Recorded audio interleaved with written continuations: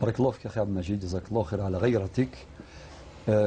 خاصة هذا السؤال مهم، سؤال جديد يطرحه هذا الهاتف النقال، يعني من مستجدات الزمان ومستحدثات الإنسان.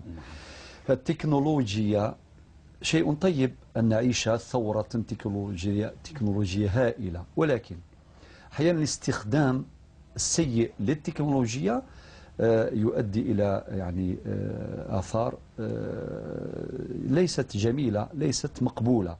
كل اللي يستخدم الهاتف النقال في الغش، إذا كان بكري اسمحوا لي طبعا لا أتهم كل الطلبة، ولكن ظاهرة الغش معروفة لا ننكرها.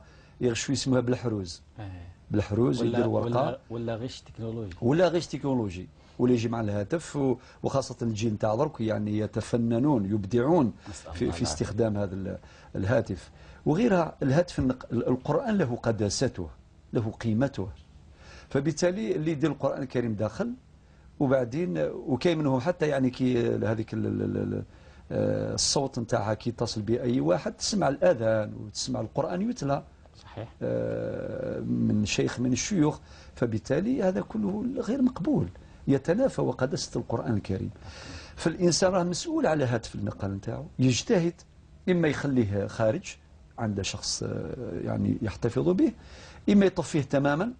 فهناك من أفتى طبعا، ولا نرى في ذلك حرجا إذا كان يقول لك ما نلقاش وين نخليه. فإذا كان طفاه نهائيا فبالتالي لا خوف أنه يعني فالقرآن في هذه الحالة ليس في ذلك حرج إذا كان طفاه، باش ما يغامرش به أنه يسمع صوت القرآن حينما يتصل به أحد الناس، أو صوت الأذان أو أدعية مأثورة وهكذا. فبالتالي ننصح بهذا.